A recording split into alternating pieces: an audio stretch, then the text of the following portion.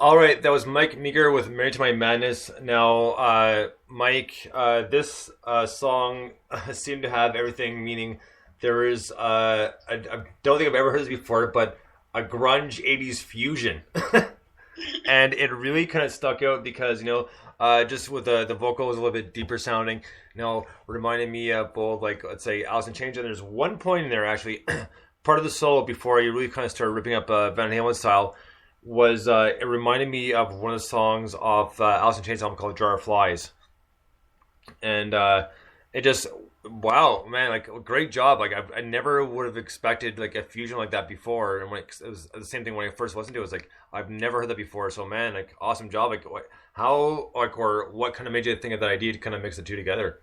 Oh, thanks. I never really looked at it that way until you just mentioned it now. As you can probably guess, I'm a huge Nirvana fan, Oh and that yeah, was, let's be honest here, pretty much a knockoff of one of their songs, with the clean verse and heavy chorus. right. But yeah, for the guitar solo at the end, it's like I wanted something, with a bit more oomph to it, and I do like to mess around with the Van Halen tapping type stuff, so I wound up throwing that in there. But yeah, and now you mention it, I'm going to look at it as a fusion of two decades. Yeah, pretty much, and that's the way I see it. And man, like I can't see enough good things about this song, and that's excuse me, that's why it stands out to me. It's just a perfect fusion because, like I said, between the vocals and the kind of the heavy guitar and kind of like we'll call it kind of almost somewhat monotone sounding to the crazy kind of 80s flow that you expect from an 80s song, just kind of gone bam like right into one and just like there you have it. Yeah, and to get that Van Halen sound, you kind of need the phaser in there. That's how the solo starts off using that effect. But So Nolan, Catherine. Yeah, that was a great job, Mike. That's really a very good tune. And hats off for playing all those instruments. That's awesome. oh, thank you. I've got a question about your the rhythm guitar. I don't think I've ever heard a guitar that saturated sounding. How did you achieve that? I play through Mesa Mini Rectifier, and I just crank that thing up. Yeah, that's pretty much it. That's an awesome sound. Great job. Yeah, it's got a great crunch to it, and the thing weighs about I think it weighs in like 18 or 19 pounds. It's one of the little lunchbox amps, and it's as loud as you'll ever need to be loud. How many watts is that? It's switchable between 10 and 15, I believe. 10 or 25. Yeah, 25. That's plenty for the studio. That's awesome. Oh yeah, the amp's phenomenal. Catherine. Yeah, I don't have much to add to it. I'll just say that, yeah, we picked up on the 80s vibe too, so that was really a cool thing. Yeah, the guys have pretty much said everything here. So.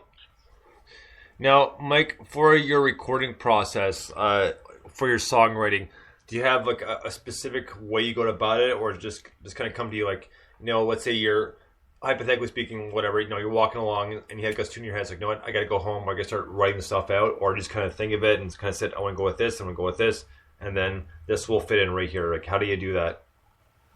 Sometimes it just happens when I'm practicing guitar, just jamming around. Sometimes I'll come up with a cool riff. And the circumstance you mentioned, like if you have something pop into your head when you're walking around, one of the greatest things is always having a recorder on you with your cell phone. So there's been a few times that I've, hummed or sung something into the cell phone until I've gotten home and been able to work it out on the guitar.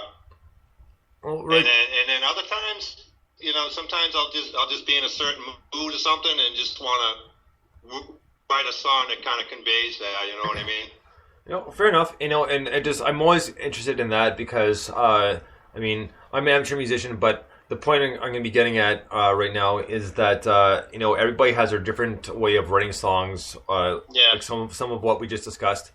But I was talking with a friend last night, and I said, if I'm going to write something, if I think of it, I got to write it, most of it, right then and there. Because if I don't, I'll forget about it, and I won't. Or when I go to write it later, it just won't be the same as I initially imagined it. Yeah, that happened, yeah. So completely understand, and it's always cool to me to see how that happens.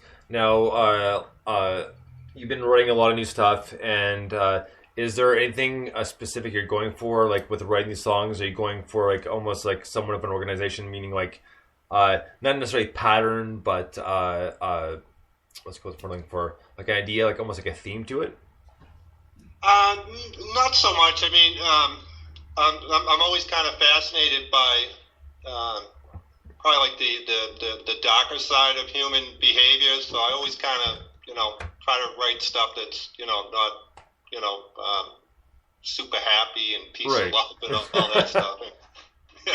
So.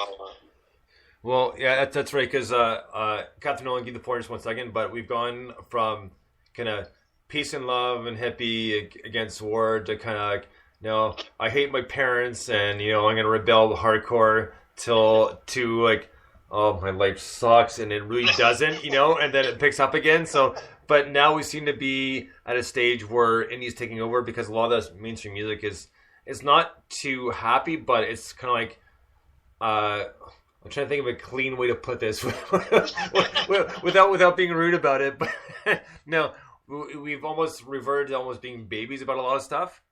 Yeah. So then that's just a personal opinion again. So just something I've noticed. So just my quick disclaimer here: all thoughts said by me are my own thoughts, not necessarily to deal with the MadAndersons, Factory Fast Records, and Michael Meager. So, so Catherine Nolan, go ahead. Yeah, back on this same topic, I noticed the lyrics of that are pretty dark. Is there a story behind that, or are you just? Go ahead. No, it's not a story to it or anything. It's just I just always been kind of fascinated by someone just kind of loses their mind, and so that's kind of where that kind of came about. I thought you conveyed it very well. Well, thank you. Yeah, it's a real cheerful, uplifting song. So, I hope I can't remember if we've already asked this or not. So, at what point actually do the lyrics start to take shape in your songwriting process? Now that's something that just always happens on like the spur of the moment, and I just get on a roll. Something will pop into my head, and then a lot of times they just, a couple lines will flow out, and then it's like, well, I got something going here, and then I'll just sit and just keep working at it and writing stuff down, pull out a thesaurus to look up for different words, something to get some type of flow going. Yeah. And I'll usually wind up finishing the whole song in and there, and then I'll wind up going 4 weeks with nothing. And is this after you already have the music already written? Yeah. I always write the music first, and and worry about the lyrics later. So I have tons of music sitting around just waiting for lyrics.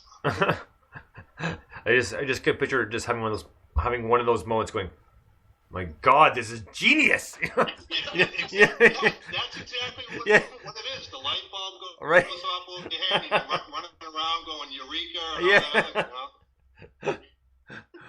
Right on. So we're gonna get into our next song here off the newest Factory Fast compilations.